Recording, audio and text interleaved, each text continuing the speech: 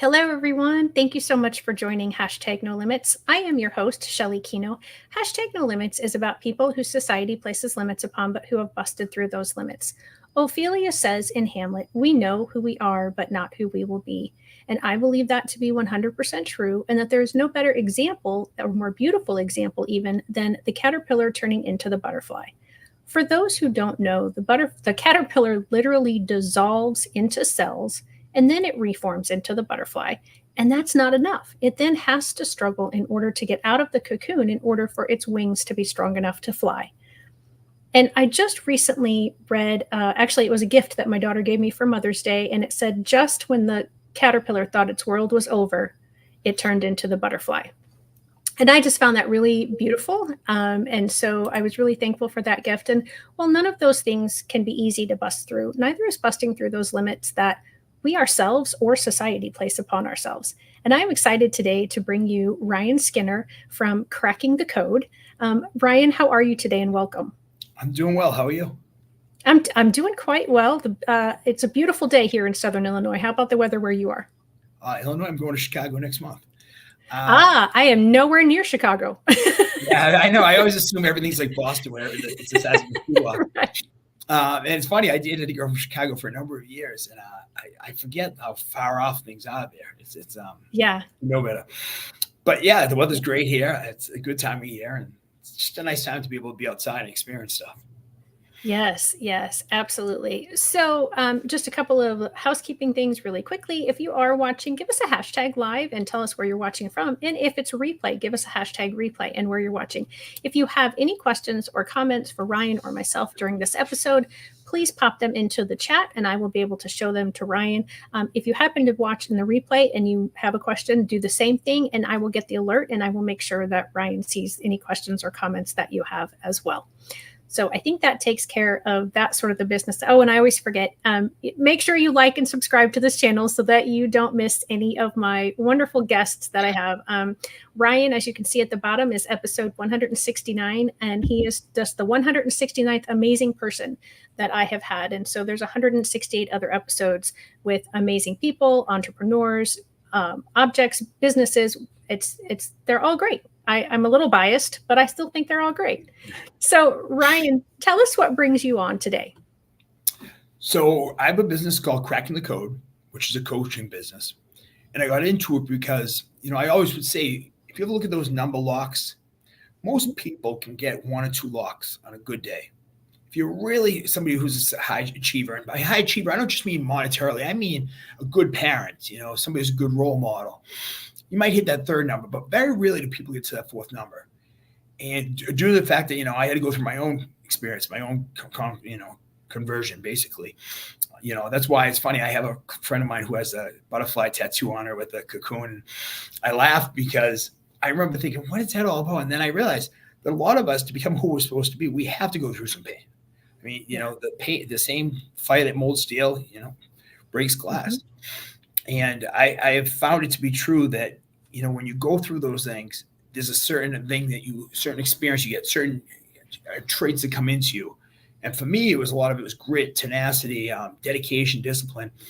And when I learned those things, I realized it was easy to get to that fourth number on the lock, so to speak. And then my goal was to share with other people. First, I just shared it. I didn't do it as a business. I just helped people out, other people in the financial industry, guys that hadn't even had to go through the same adversity. And then I realized, geez, if I can do this, anybody can do this. Yeah. It's so wonderful when we get a little further down the road. Two things kind of happen. We think, oh, maybe nobody needs to know what I knew. Maybe they already knew it and it just took me longer to get there. Or we say, you know what, I can help people who aren't quite as far down the road get to where I am in all those aspects that you talked about: parenting, business, social life. And so it's wonderful when we take that opportunity and say, I've got something to share and I'm going to share it. So thank you for doing that. So when I was reading some information about you, it said that when you were in, I think, 7th grade, you were given an assignment. Can you tell me about that assignment? Yeah, so a teacher of mine noticed I didn't read well. I had some learning disabilities, some struggles. She also noticed I was a freak with numbers. So my whole life I've been gifted with numbers. And she gave me an assignment. She said, Ryan, I'm going to give you a subscription to Investors Business Daily. I'm going to give you some time to pay $50,000 fake money, some time to pick some stocks. I want you to pick stocks that you understand.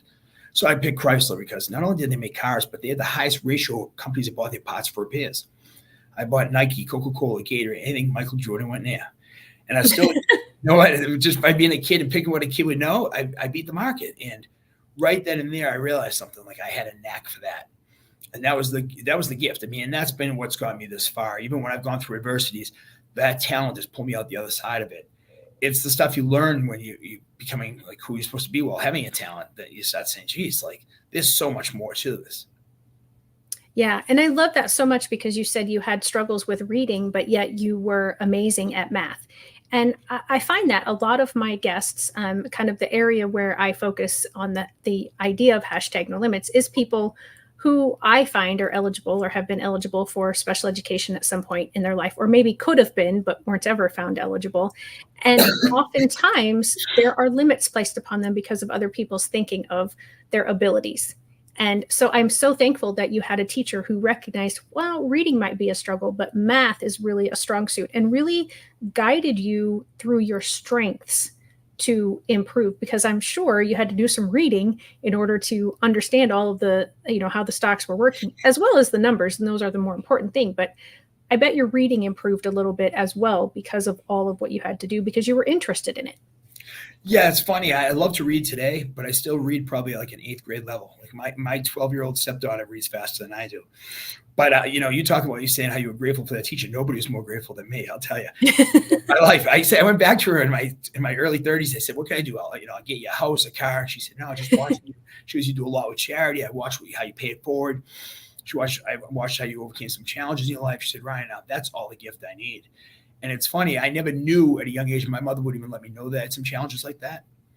But I look now, I remember a 5th grade teacher saying to my mother, it'd be a gift if you can get him through high school. My mother said, oh, he'll get through high school, he'll go through college. And now I have a daughter who's 4 with special needs and has autism. And I look at it like, we just got to find the gift. Mm-hmm. Yeah. And it's sad that you mentioned that about the 5th grade teacher, but I think there are a lot of people out there, and that's the idea for the show is, it's that mental limit of, oh, this child will never whatever. And I don't feel like we can do that or should do that, because we don't know what kind of medical breakthroughs, scientific breakthroughs, innovations and inventions or miracles might happen in somebody's life. And like you mentioned before, the grit and the tenacity. I have a student that when he was in 2nd grade or rather, he was being told, oh, you'll never go to college. It'll never happen. Well, he just graduated from college a couple of years ago. And, to just have that belief in yourself. He constantly thanks me for being one of the first people to believe in him outside of his mom. And it was so easy for me because I saw his potential. And it makes me sad to hear that there are teachers, like ones that I worked with, like ones that you experienced, but also very happy to hear that there are, I hope, more teachers believing in those individual students who are struggling in different areas. So I think it's all what you come across too. I'm sorry, say that again. A lot of it's what you come across as a teacher. I think back then everything was so cookie cutter, and it was either you were or you weren't. College wasn't as prevalent. I think now people say, hey, you know what? I always look at the Edison, Thomas Edison. I don't know if you ever heard the story about how he was given a note from the school, and they said, don't open it, bring it home to your mother. So his mother was reading, her eyes filled up, she was crying. And he said, Mom, what does it say? She said, your son is such a genius. There's nobody here capable of teaching him. Please teach him at home. When she died, he was cleaning out her place. And when he cleaned out her place, he found the note. It said, your son is basically deficient, mentally deficient. We can't help him here. Please teach him at home. But at that point, he was already a genius. And he wrote in his journal that day, Thomas Edison was the greatest genius, was a genius the world had known because he had the mother's love. And that's true. Like, you need somebody's love and somebody's compassion. Wow. No, I had never heard that story. I always think of the one that I've never 100% researched this, but researched the person who said this to me, that he had tried over either 500 or 1,000 different materials to be the filament for the light bulb. And he never looked at any of them as a failure, just as, well, that one doesn't work, lesson learned, and he moved on. Yeah. And when his factory went up in flames and he didn't have insurance, he went to his kids. He said, go get your mother. She's never going to see a fire like this again. He just had that attitude, like, and I think that's just it. I think when you think outside the box without limits, it's very easy. There's so many ways to get to where you want to go in life. And so many people think that it's just a one-way track and you're this way, you're not. And that's the sad part, because what we're learning is the most successful people in this world weren't cookie cutter people. Right. So many of our quote unquote successful or famous people are people who learn differently than the typical person. I used to have my students do that when they would first come to me with their eligibility for special education. I'd say, your assignment, if they were with me for writing or reading, was to find some famous or known person that has what you have, that has that same eligibility, because to give them that, like, there is someone out there who is very successful, even if it was just one person, but more often than not, they found so many people, then they were like, well, which one do I choose? It's a good prompt to have. Yeah, exactly. So I liked what you said at the beginning about the cracking the code. It made me think about those rooms that are so popular now, those escape rooms, and how you have to solve all these different puzzles. And the one room that I was in, I didn't even listen to any of the clues. I just went and sat down at a lock like you were talking about, and I just kept doing the numbers. And I did. I had 2 of them before they came to me with the clue that applied to the lock I was in. And then because of the clue, I was able to get the team of people were able to get the other 3 numbers. But yeah, I thought that was really relevant, that, people have an idea now of what escape rooms are for sure. And cracking the code. So what is this code that we're all cracking? I think the code's an individual thing. I mean, for some people, the code is, for me, the code right now is to be a father, to be a business owner, help people manage their retirement money, to help people that I know they're struggling with certain personal problems to get over the other side of that. That's the code for me. Now, at one point in my life, the code was just to stay sober, just not to use drugs. Another point was to learn how to function in school without reading well. So the code can be a day-to-day thing. I think it evolves with us. But there's one thing that inside, there's certain characteristics that everybody has. And each person has their own unique characteristics, but there's something inside each person that once you crack that and you realize, hey, I've got this. For me, it was grit and the ability to just deal with pain and push through. Once I realized I had that, I was like, I can do whatever I want because I'll push through till I get it. And that's really the big thing. And I think so for different people, it's a different code. But once you find it for that person, it's unstoppable. How do you go about finding that for that person? Spend time, get to know them. Ask a bunch of questions. Honest to God. People say, how much time do you spend with the people you coach? And I'm like, well, some people it's an hour. Some people it's 10, 20, 100 hours. But I'm not going to allow them to pay me until we get to what they need to get to. And if we don't get there, and there are times where, I say to people, listen, I'm not the right coach for you. We got to get you somebody else. But we point them in the right direction. But you make sure that they don't leave empty-handed. You make sure they crack their code, whether it's us or somebody else. Oh, that's awesome. I love that when businesses are able to say, this is more than I can do, or this is a different way. I can't get there. So let me recommend someone else to you, because I think we need to do that business to business recommending and understand that we've hit our plateau for that person and be okay with that and be able to accept that. Yeah, I mean, I get people referred to me with serious drug addiction, that they're still actively addicts. And they want to learn how to launch a business or how to tap into some part of them, but they're not even dialed in or clean enough that they can do that. And I'm not a recovery coach. So I'll bring in a guy and I'll say, hey, this guy's name's Rob. And Rob's going to be able to get you there. Once he gets you where you need to be, then we're going to start working together. That's very cool. And so do you mind talking about your addiction and kind of what that did to your life and how you were able to get out of that and turn your life into a different path again? Yeah, no, I don't mind at all. I think in the blessing, comes from the curse, kind of like the same thing with the butterfly. When I was going through it, I was a guy who grew up, there wasn't drugs in my family. I didn't have aunts, uncles. Like, it wasn't prevalent, but I fell through it due to medical stuff. I got into opioids and it did what they were supposed to do. Next thing you know, you're a heroin addict and you're an intravenous drug user, and you're thinking to yourself, how did this happen? This wasn't supposed to be me. And I owned a financial firm before that. And I thought to myself, how did this happen? Through the grace of God and some good people around here. Where I'm located, it's a good area. If you have an opioid addiction, there's a lot of people there, a lot of help available. And I got the help through some good people. And the courts around here are centered around recovery, not just like punishment, and came out the other side of it. And then once I came out the other side, I realized, like, hold on, there's something here. There's a blessing that came out of this. And for me, it was spirituality. It was now not just chasing money or stature or some BS thing. It was about, who am I? Like, who am I trying to be? What role do I play here? How can I make other people's lives better? Sometimes my job, sometimes just being somewhere. Yeah. So when I had a question and I think it's escaped my brain. I apologize that happens sometimes to me. So when you were, oh, I know what it was. When you were on the opioids, I think a lot of people, one of the limits that they place on those who are addicted to drugs is, that they did it by choice, that a lot of times I think people feel that it's somebody who was down and out or somebody who just, they couldn't handle the stress or the pressure. And so they turned to drugs. And can you elaborate a little bit more? You said it, like not on your specific story, maybe, but maybe like the statistics of, if there are any, like how many people turn to drugs because, or not turn to, but get addicted to because of I think a it's medical common. issue.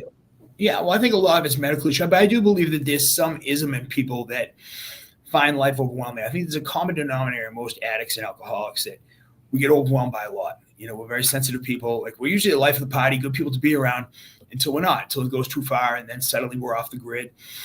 So for me, it was okay. I get overwhelmed really easy. I get very financial insecurity, emotional insecurity. A lot of things rattle me.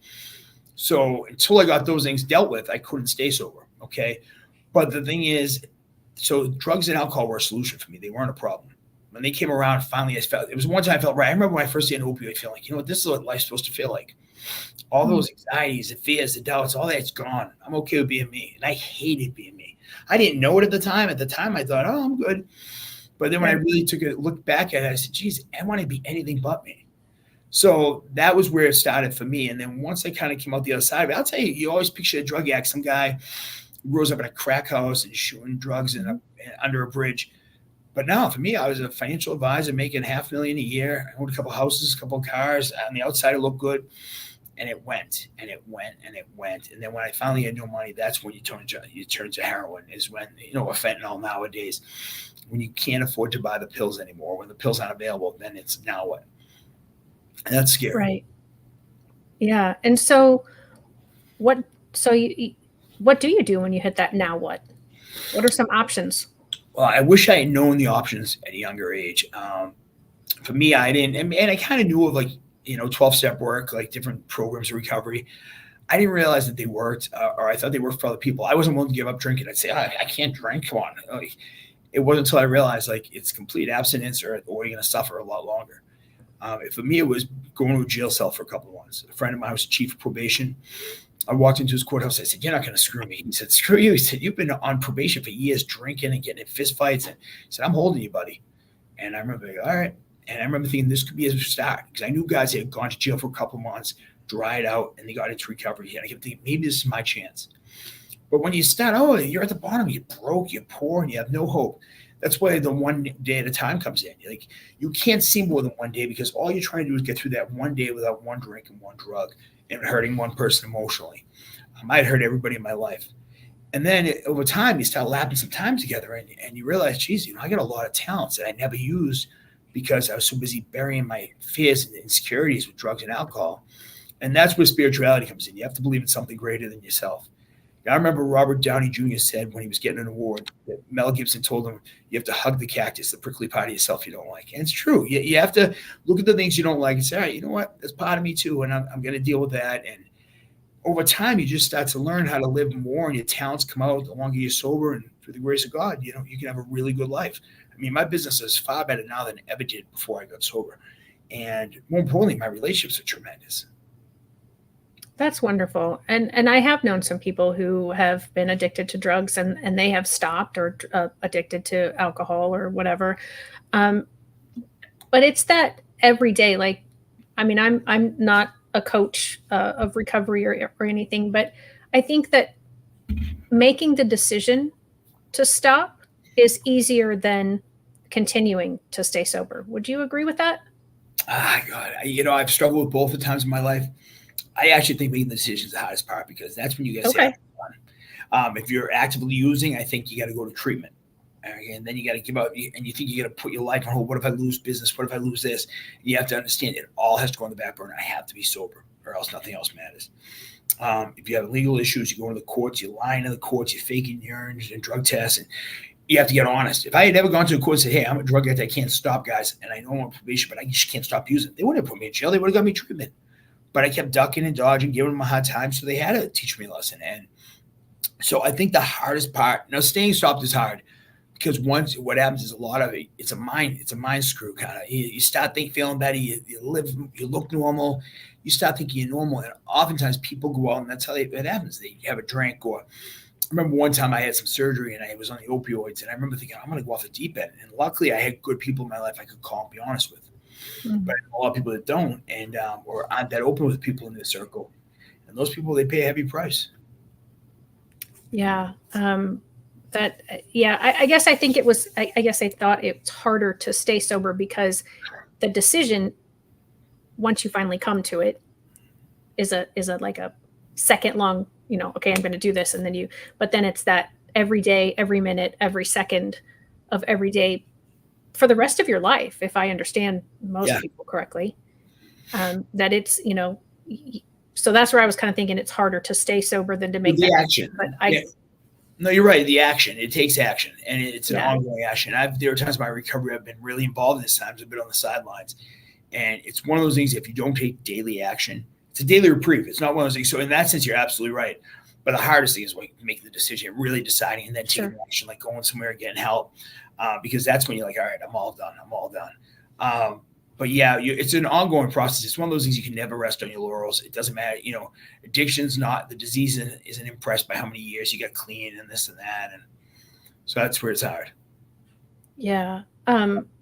So, gosh darn, I keep getting great questions, and then I listen to you some more, and then I forget what I was going to say. Yeah, I don't know. I can't. It's not coming back to me. So hopefully, as we continue our discussion, it'll come back to me. I think that addiction is just one of those things that, unless you've lived through it, you probably really can't totally understand it. Yeah, I'd agree. I remember thinking, I remember guys I knew that would sell drugs, sold pills. Now, I was never a drug dealer. I was never even ran with those guys. They were some older guys. There were some tough guys I kind of looked up to for the wrong reasons. I remember a guy trading a Rolex off his wrist for one pill. He was so sick. I remember thinking, this guy's weak. This guy's really weak. Now, knowing what I know, he was just sick. I remember trading at the end. I traded a TV off my wall for one bag of dope, a $30 bag of dope, and another guy to get a TV off my wall. That'll tell you that, the decision is long gone by that point. And people look at it as weakness, it's disgusting, this, that. And I get it. Because if you're on the other side, you are looking, it is weak. It does look weak and it does look gross and all those things that you hate to see in a human being. But it's without a doubt a disease. I'm pretty disciplined. I can be able to multi 7-figure business, no problem in my sleep. I can stay in shape pretty easy. I go to the gym. I have discipline around what I eat. And the one thing I'm not disciplined around was that. It was one area it was either all or nothing. Yeah. And I remember the question was, so when you're out in social gatherings, in the area where I live, beer is very prevalent. And people, like almost if you don't drink beer, you're the odd person. And I've seen some posts about similar types of consequences or concepts where you're out and somebody offers you alcohol and you say no.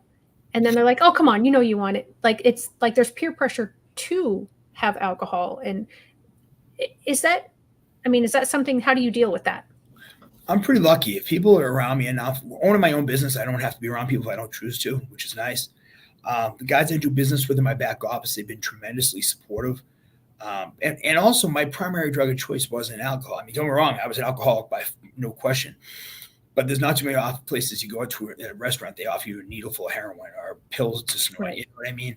And I'm very lucky because I always wonder if alcohol was the only thing I did, those were the final convinces. But if alcohol was it, I wonder what it would be like. So I don't mind going to a restaurant. I don't mind if I'm dating people that have drink or I'm around people who drink. I don't stay till 2 a.m. at bars. I mean, I'm not stupid. I know that if you go to the barbershop enough, you're going to get a haircut. But if I'm there for business or if I'm on a date and somebody's having a drink or something practical, I'm all for it. If it doesn't make sense or somebody's getting tying one on, I don't need to be around it. So it's about protecting yourself. It's about having self-confidence. I mean, at the end of the day, you have an obligation to yourself to protect yourself and make sure you're happy. So I make sure that, my kids are safe. I have an obligation to that. I have an obligation to my parents, my clients. So there's a lot that I'm protecting here. I've got a really good life today. And one drink, one drug would screw it all up. Yeah. And is it, I feel like someone told me one time that like the advertising for alcohol, not so much drugs, but I mean now with, like CBD and those types of things that are out there, is there like does the alcohol, I'm sorry, the advertising trigger you sometimes too, like to want to go get, I hear that with alcohol and the CBD, the marijuana. For me, like I want to be honest like with you you, said, if I'm doing drugs, I'm not doing kiddie play. Like I go hard. Like I right, was a hardcore jump box at the end. right, So for me, thank God that it doesn't. I look at alcohol like it'll lead me back to opioids, or it'll lead me to homelessness and hell. To be honest with you, if right. it wasn't that, I probably wouldn't be as strong around it. If I didn't have a daughter who's four, if I honestly, before I had kids, it was a lot easier. I think it would have been easy to go back out. Having a 4-year-old who has autism and has some challenges, like I owe it to her. There are many things I'm committed to, but there are very few things I have an obligation to, and that's the only thing. Yeah. So can you talk a little bit more about her? Like, is she in school? Yeah. What sort of limits have already been placed upon her that, like when you've had her out in public or around your own family even? Yeah, so we don't, her mom and I are pretty good about not having limits around her. She's a rock star. She was in 40 hours a week of therapy before she was even in school because of the autism. Her mom got her everything from ABA therapy, occupational therapy, speech therapy, food therapy because she wasn't eating enough. Mhm. And now we have her in a private school for kids with autism out here, which is great. I mean, if you make the money to do it, but 10, 12 years ago, I could have done that. I mean, I'm very fortunate that I can do it. The owner of the school is tremendous. They don't believe in limitations. She has some delays, developmental delays, cognitive stuff. They think it's just going to tie to ADHD and some other dyslexia stuff like I had, and they think she'll be able to pull it all together. She said, I think she'll overcome the autism because she's extremely social. She's learning, she's talking a lot now. So I just don't believe in delays. I wouldn't, it's funny when people hear she has autism, they always tilt their head off. So I wouldn't change it. She's great. And as long as me and her mom, one of us are alive, we'll figure the rest out.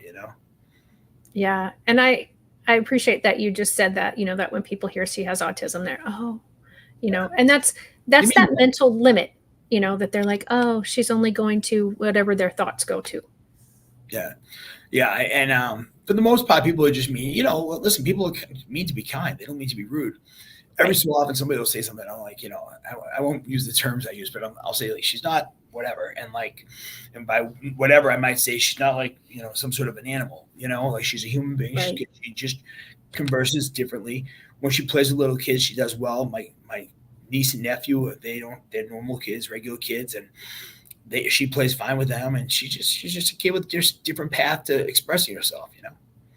Yeah, absolutely. And that was on top of giving those kids those assignments of find some, famous person who has the same disability as yours, is explaining that, about 80% of the population takes that point A to point C and they go right through point B. It's a straight shot and they're all good.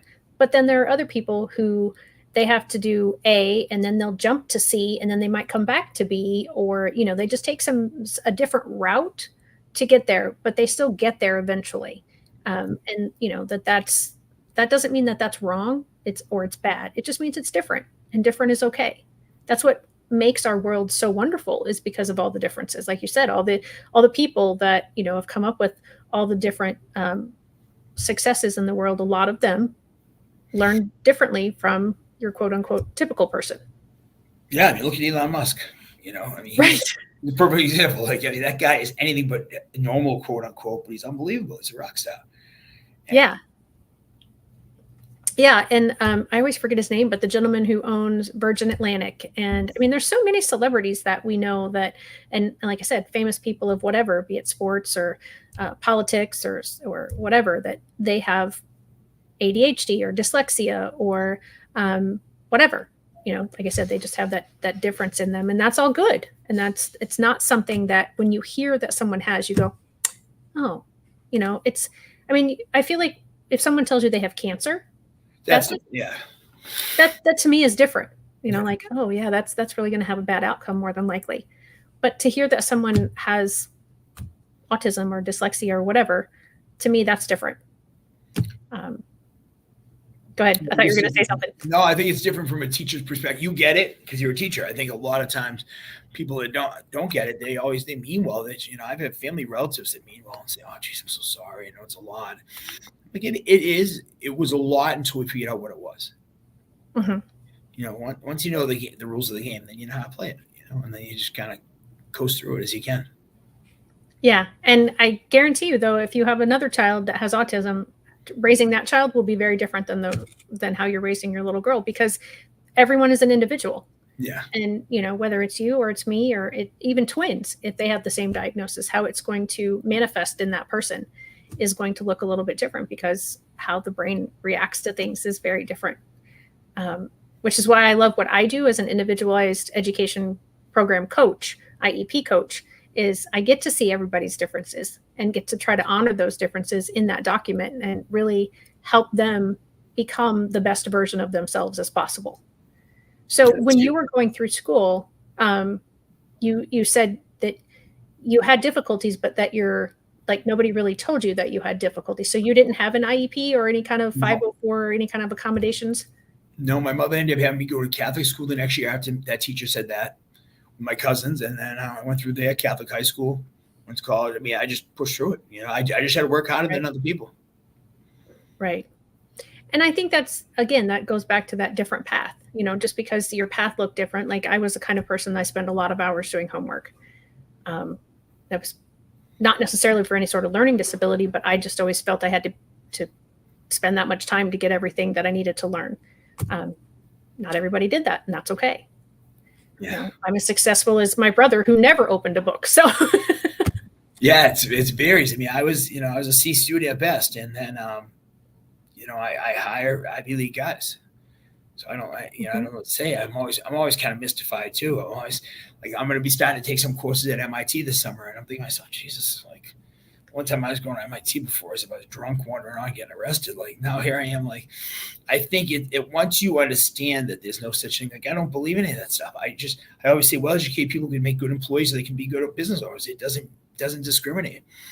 I do right. find that if I'm hiring somebody for a creative job or something I really need them to excel in, I'm looking for like a C student.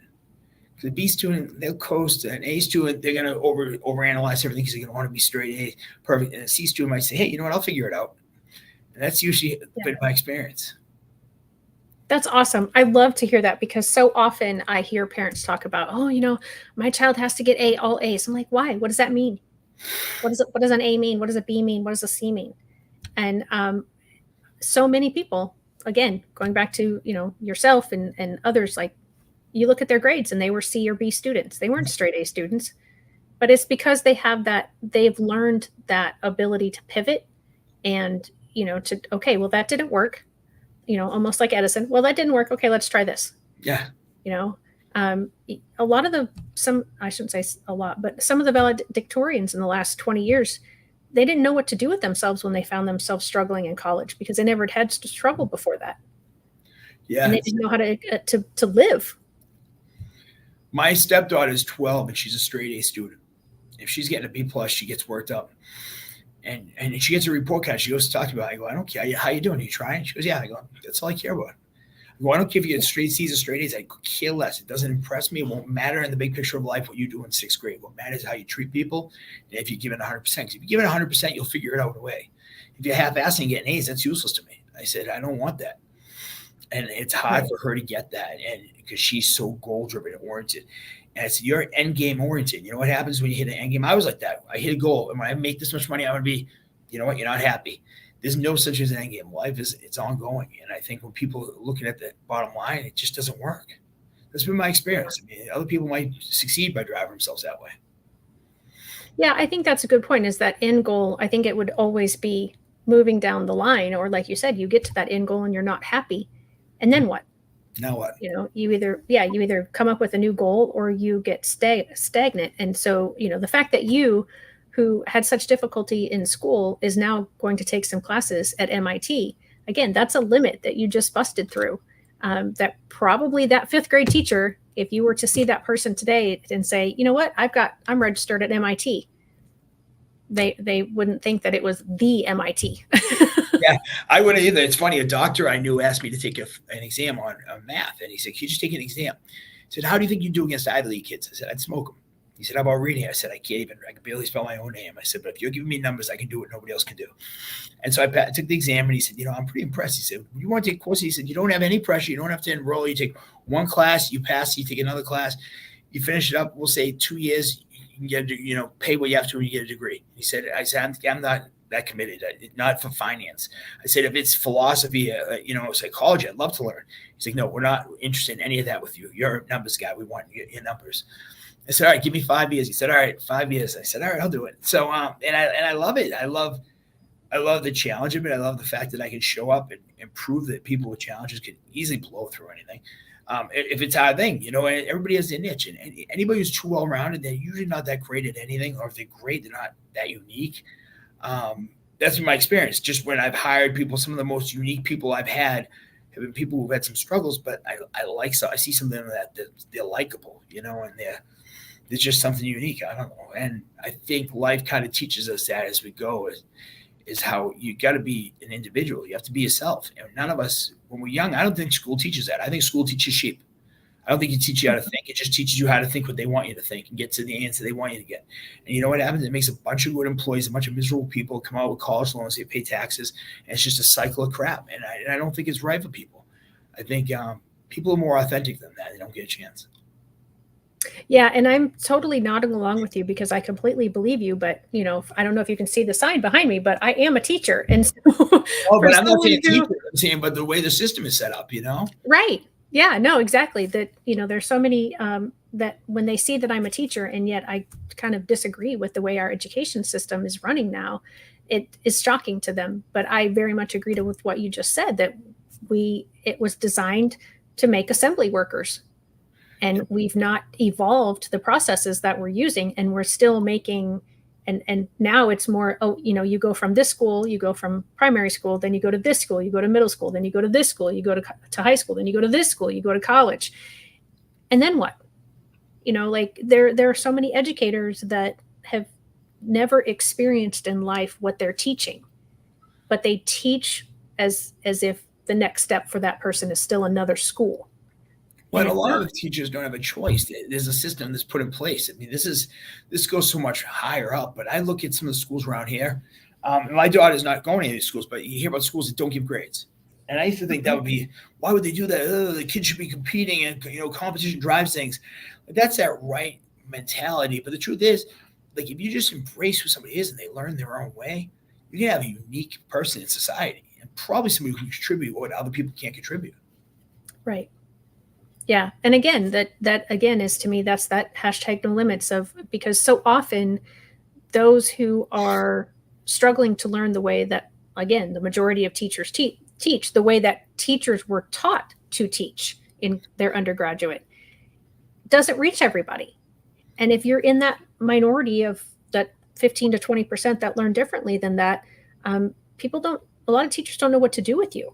They don't know how to deal with you. But if we could foster that population, we probably would have an even better society than we have. Yeah, I mean, I know this. Like, so the woman who owns the school my daughter goes to, it's called Fuse. Her name's Lauren, and she is amazing. She went to school for, she ended up getting her PhD in neuropsychology, a neuropsychologist. And they take these kids who go in there all different. It's like a mixed bag of nuts. None of them are really fitting into any kind of, any hole. They're like pound square pegs. Before you know it, they're playing together. They're outside, and they're doing things with water, and they're learning the letters and the numbers. And I'm thinking to myself, like, this little girl went in there, a complete, like, just a very unpolished, just square peg. Now she's like coming home, and she's just telling me about her friends. I got my friend so-and-so, my friend so-and-so. And it's amazing to me. Like, she's learning so much, and she's learning her own way. I thought, wow, thank God this girl, Lauren, decided to go off the grid and do this. Like, I said to her, what made you do it? She can't even describe it really, because she just wanted to help these kids that she didn't know how to help as a teacher. And I mean, as a teacher, you really kind of, they force a lot of stuff, and it's nobody's fault. Everybody's trying to do the best they can. I mean, the system's meant, we just haven't really evolved with a lot of stuff. I think certain parts of the world have, but it's hard. I mean, because, do you really change the whole system for 15% or 20% of the kids? That's the flip side of it. Right. Yeah, exactly.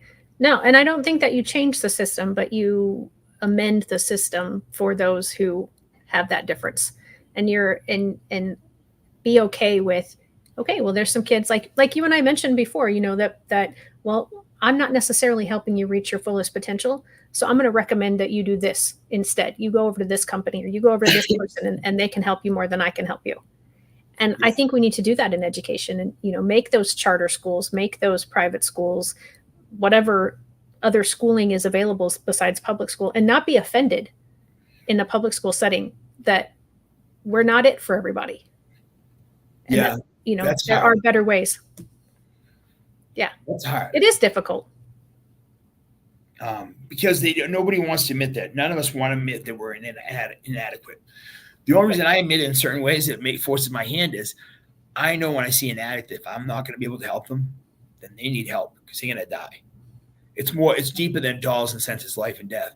And I think it's because of the pain. The stakes are so high. I think with the schools, the stakes aren't quite as high. We don't see it. And frankly, I think those stakes lead to kids with addiction. I think part of the reason I love drugs and alcohol were the fact that I got away from being Ryan. I wasn't overwhelmed by life. Because even when I was running a financial business, I felt like I was just ill-equipped for life. I'd be making a fortune. I'd be like, I just can't do this anymore. And I did a job I loved, and I loved my clients. I just couldn't do it. I think there's so much we need to learn. Yeah. And there is, and maybe you're not familiar with it, but there's the school to prison pipeline. And by third grade, they say that if the student doesn't know how to read on grade level, that the likelihood of them ending up in prison increases exponentially. Really? And so I do think it is very much connected, that if we were, and we are going to pay for it. Like you said, you're not going to necessarily see it immediately, but if we're not providing the education that these people need, that are different learners than that majority of the population, then we can either provide services and supports for them in different ways of learning when they're in schools, which we're already paying for, or they can grow up and go into society and maybe they find themselves in trouble financially and we're helping them that way, or they find themselves using drugs and we have to help them that way, or they're filing bankruptcy and we help them out that way. I mean, some way, shape, or form, we're still on the hook. And I say we, I mean, like, no, I agree with you. I think that's amazing you put it that way. I never would have thought of that. But the truth is, we're going to pay now, we're going to pay later. It's a lot cheaper to get them in an education point. Because I will tell you this, I was a menace to society in my 20s. I would say that I probably did hundreds of thousands of dollars worth of damage in fights and violent stuff. And on top of it, they had paid for me to go to jail, which is 45, 50 grand a year. Then they had paid for me to go to treatment, which had to be 40 grand there. Now, don't get me wrong, my mass taxes I pay every year, pay in 1 year what all that costs because they invested in me. They put me in treatment. They put me in all those things. But a lot of people don't go. They go through the spin side, detox street, mental ward, homeless shelter. And yeah, if you could invest, if they could find a way to track the dollars and cents, I think you're absolutely right. It'd be far more cost efficient to teach these people, set up one more school for kids that have some struggles and do it that way. I never heard it put that way. I really like that. Oh, well, thank you. The school to prison pipeline is not mine, but the rest of that was mine. Yeah, no, but yeah, the school to prison pipeline I don't like so much. The rest of it, yeah. I like. Right. Yeah. And, and I hate to bring it down to dollars and cents because we are dealing with individuals and we are dealing with people. But I think sometimes, you have to have that, I feel that stark reality of one way or another. Do you pay for it up front and you prevent some of that stuff from happening, or do you pay for it when it's happening? Yeah, the scar tissue, the thing people don't realize is you don't pay for them when they're younger, like you just said. I was just thinking the whole time you said that, I'm thinking, wow, that's pretty profound because the one smart thing I did was I didn't bring a child into a situation where I had a drug problem. And that was just luck. I didn't have a lot of brains, but that was just one thing I was smart enough not to do. Because I remember thinking to myself, I wasn't raised like that. I wasn't raised in a sleazy environment. And I remember thinking, I can't raise a kid. I can't raise a dog. And I'll tell you, but I never thought of not only are you supporting these people, but you're supporting their families, the kids, the welfare, there's such a better, you got to change something because if nothing changes, nothing changes. We have generational welfare people and it's not dig at them. I mean, if you don't know any better, you don't do better. Right. Yeah. And if we're not explaining in schools to kids who are able to and ready to listen and learn, which means that we as educators, we as the adults in their worlds need to help them become ready and able to listen and learn. And what's that look like? It could look different depending on where you are and what the child, is dealing with at home. I mean, there's a lot of factors, but I think we can absolutely find ways to deal with those factors. And like you said, when we're dealing with that student, we're also going to probably help, if we can, improve the family situation. Yeah. And teach those things about, you don't want to be on generational welfare, because really it's not good for you. No, And here's it's really why. not. It builds low self-esteem, which perpetuates a drug problem or an alcohol problem. And then you have more kids stay in the system. And it's hard. Everybody I know, I always say this, nobody I know, like when I was getting sober, I was on Mass Health and I was on food stamps. They said to me, you're going to have to go on SSDI, disability. And I said, why? So we have a drug addiction and alcohol. I said, listen, nobody in my family's ever been on SSDI. I'm not going to be the first. Screw you. But if I didn't know that from my family, I would have definitely did it, because I was starving, I was broke. But if I went on there, then you can't work. I'm always a big believer in flat tax, 15% across the top. You make Elon Musk, Zuckerberg, all those guys. You can't take stock options. You got to take cash. Pay you 15%. And anybody who makes less than 50 grand, don't tax them. Let them just work to be working because they feel productive. If you do that, we'll be out of debt. But they don't do those things. People on these systems. I mean, I remember if I went off SSDI, I would have never come off, because you can't get a good job right off the bat. So if you work a little, it hurts that. It's so bad. Right. It's such a problem. It is. And they only explain the good things. They don't explain the negative things about it. Yeah, your life's going to suck. You have no self-esteem. Your kids are going to see that. They're not going to know any better. And all that, and people are just trying to better their lives and trying to do the best they can for their kids. Right. Exactly.